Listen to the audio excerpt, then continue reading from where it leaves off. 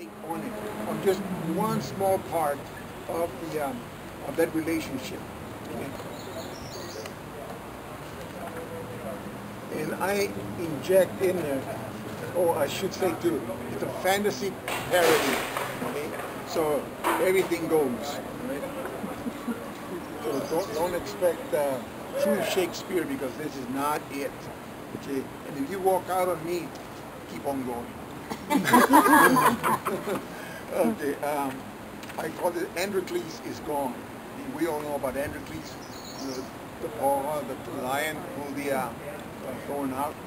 Okay, so apparently at some point Petruchio and Androcles cross paths, and Androcles said, "You know what? I have a great woman for you." And he said, "Oh yeah, really? Well, and he said, "Yeah, here, this is Kate. I want you to take her as your own." And Petruchio said, "My God, what a generous man. Tremendous man." So, make a long story short, this is Petruchio calling up to wherever, because he's been with her for a while. "Androcles, the thorn in my soul is her," I cry. "Where are you, Androcles?" Thunder rumbles, stormy. I apologize. I gotta get my sunglasses on. So much better. Okay. Thunder rumbles, stormy dark clouds form, a voice from the clouds bellows. "Androcles is gone, live together and be joyful."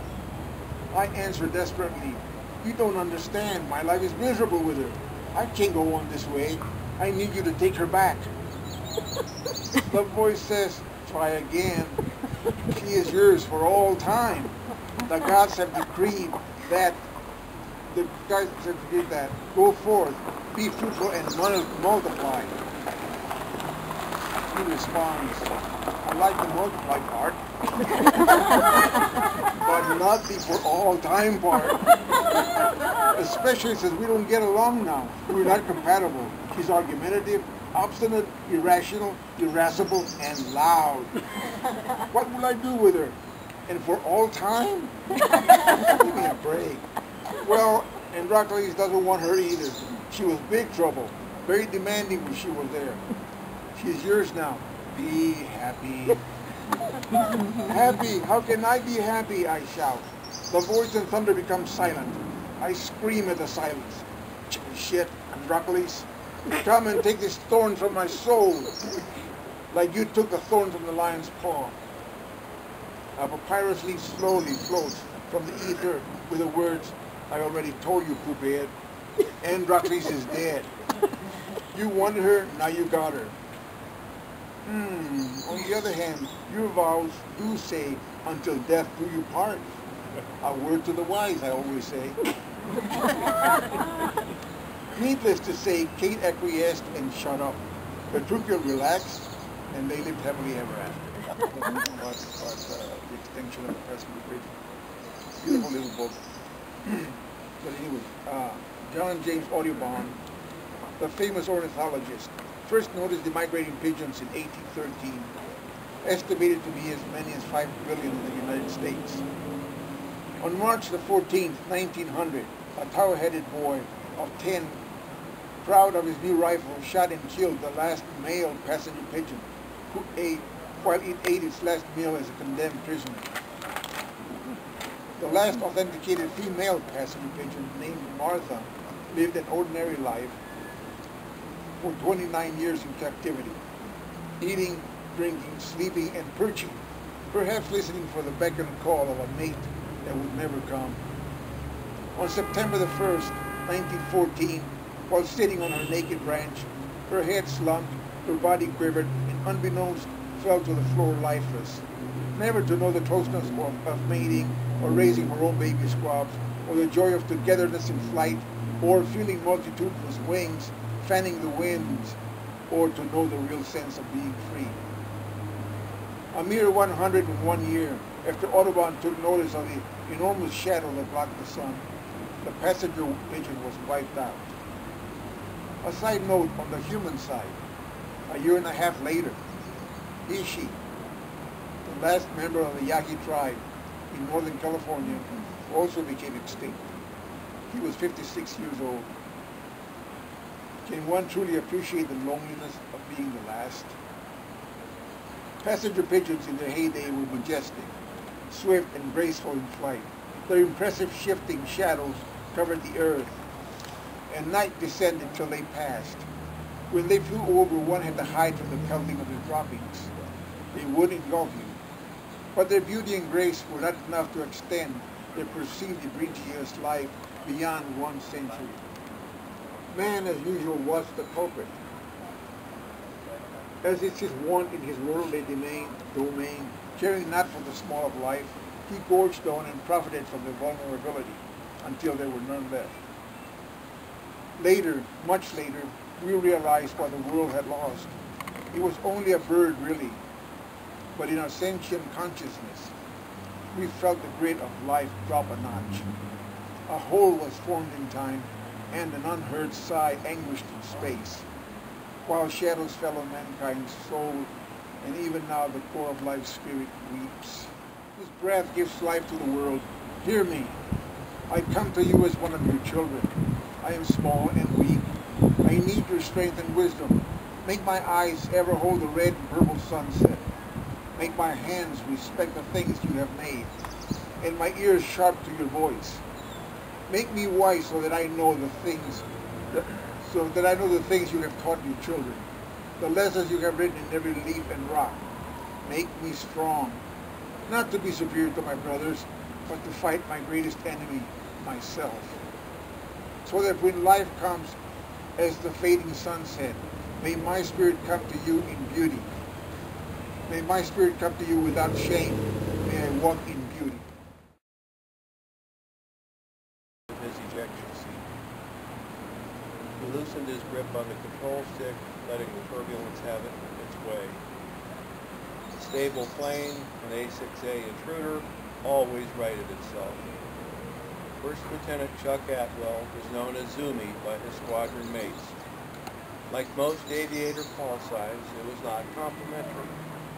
Chosen by collective agreement of squadron mates, individual call signs usually zeroed in on a laughable personal idiosyncrasy, or better, an embarrassing event in one's service history. Usually it was just a matter of time before everyone in the squadron had been bequeathed the new name in such a manner. The commanding officer was almost always called Skipper. This was a name of reverence. The only junior officer in the Marine Air Group, over 500 aviators, with a call sign given out of respect, was sitting in Zoomie's right seat at the moment. First Lieutenant Richard Adams, called Hunter, was so esteemed for his adept skills as a bombardier navigator that he was the only exception to the rule. The two men had been paired together to kill enemy trucks. In a rare moment of wisdom in the Marine Air Group 11 commander's time, he had created a contest for most trucks killed. Zoomie and Hunter were a few minutes from a convoy. The winning crew would have 2 weeks in Hawaii with all expenses paid. Zoomie wanted it so bad he could taste it. In novel writing,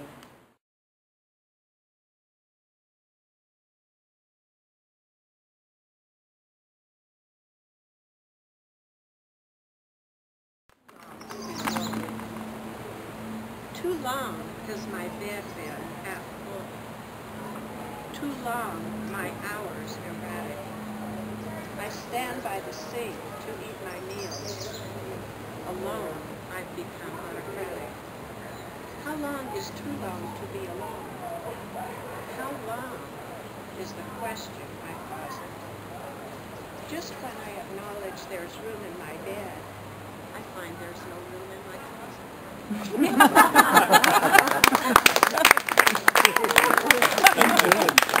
Gary, you got Gary right to a T.